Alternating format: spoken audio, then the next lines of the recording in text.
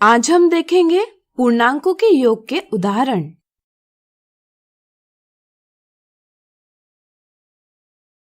किसी स्थान पर सुबह 5 बजे का तापमान था 0 डिग्री सेल्सियस से नीचे 4 डिग्री सेल्सियस। यह दोपहर 1 बजे तक 22 डिग्री सेल्सियस से बढ़ गया।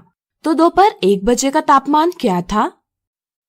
दिए उदाहरण में सुबह 5 बजे का तापमान दिया है 0 डिग्री सेल्सियस से नीचे 4 डिग्री सेल्सियस। चूंकि यह तापमान 0 डिग्री सेल्सियस से नीचे 4 डिग्री सेल्सियस है, इसलिए इसे हम ऋणात्मक पूर्णांक यानी नेगेटिव इंटीजर ऋण 4 डिग्री सेल्सियस से व्यक्त करेंगे।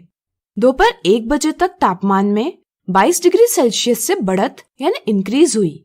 चूंकि बढ़त धनात्मक पूर्णांक यानी पॉजिटिव इंटीजर से व्यक्त की जाती है, इसलिए इसे हम धन 22 डिग्री सेल्सियस से व्यक्त करेंगे। चूंकि तापमान ऋण 4 डिग्री सेल्सियस इतना था और बढ़त धन 22 डिग्री सेल्सियस इतनी हुई, इसलिए दोपहर 1 बजे का तापमान सुबह 5 बजे के तापमान के साथ तापमान में बढ़त जोड़कर प्राप्त किया जा सकता है, यानी कि ऋण 4 डिग्री सेल्सियस और धन 22 डिग्री सेल्सियस के योग यानी एडिशन से। यहाँ जैसे कि आप देख सकते हैं, योग में चिन्ह अलग अलग हैं। क्या आप बता सकते हैं ऐसे पूर्णांकों को हम कैसे जोड़ेंगे? सोचिए। आपने बिल्कुल सही सोचा। इनका योग करने के लिए पहले हम संख्याओं का चिन्ह नजरअंदाज करेंगे। इससे हमें इनका संख्यात्मक मान यानी न्यूमेरिकल वैल्यू ज्ञात होगा, जो है 4 और 22। फिर हम बड़े संख्यात्मक मान 22 से छोटा संख्यात्मक मान 4 घटाएंगे। इससे परिणाम प्राप्त होगा 18। और अंतिम चरण में हम इस परिणाम के साथ जिस संख्या का संख्यात्मक मान बड़ा है उसका चिन्ह लगा देंगे, यानी कि धन 22 का धन चिन्ह। इस तरह से ऋण 4 डिग्री सेल्सियस और धन 22 डिग्री सेल्सियस के योग का परिणाम है धन 18 डिग्री सेल्सियस। इसलिए दोपहर 1 बजे का तापमान था धन 18 डिग्री सेल्सियस। अगला उदाहरण, संख्या रेखा का प्रयोग करते हुए निम्नलिखित योग ज्ञात कीजिए। ऋण 3 और धन 3 का योग ज्ञात करने के लिए सबसे पहले पूर्णांकों की संख्या रेखा बनाएं। पहला पूर्णांक ऋण 3 है। ऋण चिन्ह हमें बताता है कि संख्या रेखा पर 0 से बाईं ओर चलना है और इसके साथ लिखी संख्या बताती है कि कितने कदम चलने हैं। इस तरह से हम संख्या रेखा पर 0 से बाईं ओर 3 कदम चलेंगे। दूसरी संख्या है धन 3, जो कि एक धनात्मक पूर्णांक है। धन चिन्ह हमें बताता है कि संख्या रेखा पर दाईं ओर चलना है और इसके साथ लिखी संख्या बताती है कितने कदम चलने हैं। इसलिए हम संख्या रेखा पर ऋण 3 से दाईं ओर 3 कदम चलेंगे।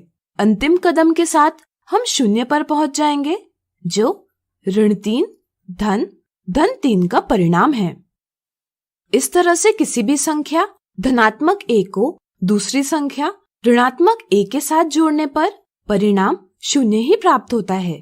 ऐसी संख्याएं जिनका योग 0 होता है एक दूसरे की योज्य प्रतिलोम यानी एडिटिव इनवर्स कहलाती हैं।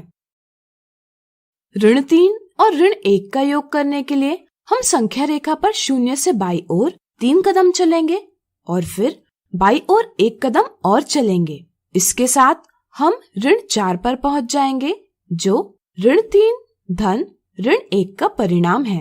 किसी संख्या के साथ ऋण 1 मिलाने से या उस संख्या के बाईं ओर 1 कदम चलने से हमें उस संख्या का पूर्ववर्ती यानी प्रीडिसेसर प्राप्त होता है। ऋण 3 और धन 1 का योग करने के लिए हम संख्या रेखा पर 0 से बाईं ओर 3 कदम चलेंगे और फिर धन 1 धनात्मक पूर्णांक है, इसलिए दाईं ओर 1 कदम चलेंगे। इसके साथ हम ऋण 2 पर पहुंच जाएंगे, जो ऋण 3 धन 1 का परिणाम है। किसी संख्या के साथ धन 1 मिलाने पर या उस संख्या के बाईं ओर 1 कदम चलने पर हमें उस संख्या का परवर्ती यानी सक्सेसर प्राप्त होता है। अगर हम बात करें 0 और ऋण 5 के योग की, तो किसी भी संख्या का 0 के साथ योग करने पर वही संख्या प्राप्त होती है, यानी कि यहाँ हमें परिणाम प्राप्त होगा ऋण 5।